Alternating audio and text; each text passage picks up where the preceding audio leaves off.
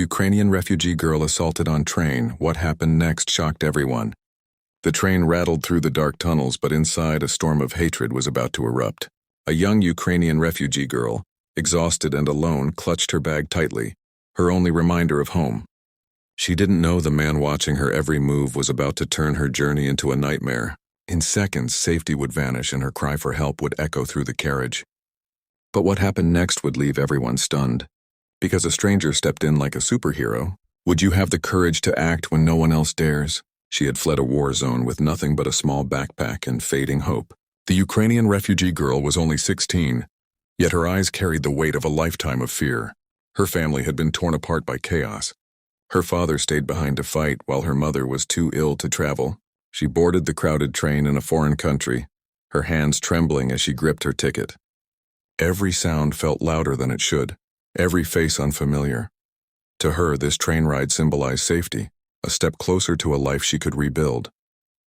But safety was an illusion. Among the passengers sat a man whose anger burned brighter than compassion, whose hatred was about to shatter her fragile sense of security. No one noticed his piercing glare, the way he shifted closer, his presence heavy with menace. The girl tried to disappear into her seat, unaware she was being hunted by prejudice disguised as an ordinary commuter. And as the train sped toward its next station, a storm was silently building, a storm she couldn't see coming. The train swayed gently, but for the girl, each movement felt like a warning. She clutched her bag tighter, her knuckles pale, her eyes darting between passengers. Most people were glued to their phones, lost in their own worlds, but she felt him, the man sitting just a few seats away. His stare was sharp, unblinking, like a predator studying prey. She tried to look away to convince herself it was nothing, but every time she glanced back, he was closer.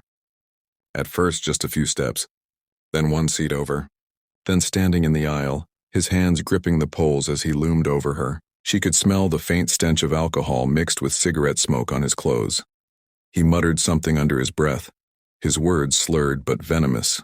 She couldn't understand every word, but the tone was unmistakable. Hatred. He spat out a cruel remark about her being a burden, a foreigner, a refugee. Her cheeks flushed with shame, her throat tightening as she shrank into her seat. She wanted to disappear, to be invisible, but his voice grew louder. The other passengers glanced up but quickly looked away. No one wanted to get involved. The silence of the crowd was deafening, and with every ignored plea in her eyes, her fear grew heavier. He leaned down closer, his face inches from hers, his voice dripping with malice. He called her a thief, a parasite. He accused her of stealing their jobs, their homes, their peace. His words weren't just insults. They were weapons. When he grabbed her arm, her heart nearly stopped. The sudden, rough tug made her bag fall to the floor, scattering what little she owned. An old phone, a crumpled photo of her family, a few snacks, and a single pair of socks. He sneered as he kicked one of her belongings under a seat. She scrambled to gather her things, but he shoved her back down. Nobody moved. Not a single person dared to stand up. The tension in the carriage was thick, but it was laced with cowardice. Some passengers avoided eye contact. Others filmed discreetly, their screens glowing, capturing her terror like it was entertainment. She felt utterly alone, a stranger in a country that promised safety but offered none. He raised his voice even louder now, drawing more attention, his words cutting like blades. "Go back to where you came from," he snarled. She bit her lip to keep from crying, but tears betrayed her, slipping down her cheeks. When he raised his hand, her body froze. She braced for the impact, her mind screaming for help. The world slowed down, every sound muted except the pounding of her heart. She prayed silently, hoping someone, anyone, would intervene. And then, everything shifted. A shadow moved quickly through the aisle, and before the man could strike, a strong hand caught his wrist mid-air. The sudden force sent a gasp through the carriage. The stranger who had stepped in radiated calm power, his presence like a wall between her and danger. The man trying to hurt her recoiled, startled, his bravado faltering under the stranger's icy stare. For the first time, she felt a flicker of hope.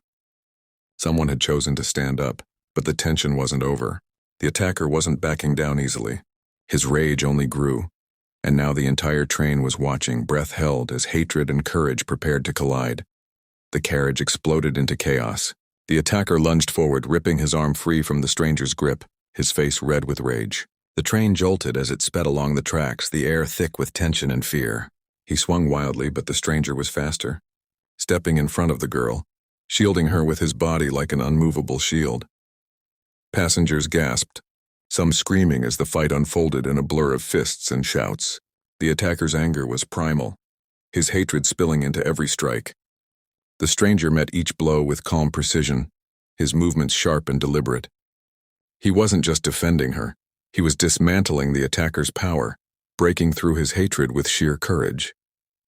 The girl crouched low in her seat, trembling, her arms wrapped around her head. She couldn't stop the tears streaming down her face as she heard the thuds of fists and grunts of pain echoing through the carriage. In that moment, time felt frozen. She was trapped between terror and awe, watching a stranger risk everything for her.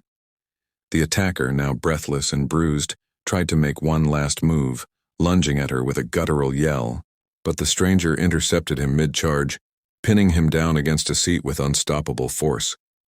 Gasps filled the air as passengers finally began to stir, some rushing to call security, others recording the shocking scene. The stranger's voice, calm but firm, broke the spell of fear in the carriage. "You're done." The attacker's fight drained from him, his hate-filled glare replaced with something else, fear. The stranger held him steady until the train screeched to a stop, security pouring in to drag the man away. For the girl, everything was still spinning. She clutched her torn bag to her chest, her breath ragged, unable to process that she was alive, that she had been saved. And as the stranger turned to her, offering his hand, one thought echoed in her mind. Who risks their life for a stranger? The train doors slid open, and uniformed officers stormed in, pulling the attacker away as passengers finally exhaled the breath they had been holding. The girl sat frozen, trembling, her belongings scattered like fragments of her shattered sense of safety. She couldn't stop staring at the man who had shielded her, the stranger who had stepped into the fire when no one else dared.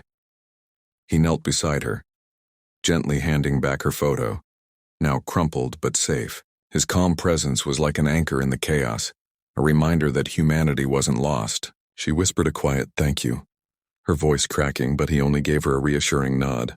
There was no need for words. His actions had already spoken louder than any could. As the officers escorted her to safety, she looked back one last time. The man stood tall, unfazed by the whispers and stares around him. To her, he wasn't just a stranger. He was a lifeline, proof that courage could still outweigh hate. But the heaviness in her chest lingered. This wasn't an isolated act of cruelty. It was a reflection of the silent prejudice she had felt since fleeing her home, the unspoken hostility aimed at refugees, at outsiders. That night, as she lay in a shelter bed clutching her photo, she realized she had survived not just because of luck, but because one person decided to stand up. One person's bravery had rewritten what could have been a tragedy. This story isn't just hers, it's ours.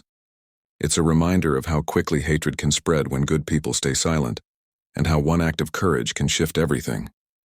The question is, when injustice unfolds before you, will you look away or will you be the one who stands up? Because sometimes being someone's hero isn't about having superpowers. It's about making a choice, and that choice could save a life.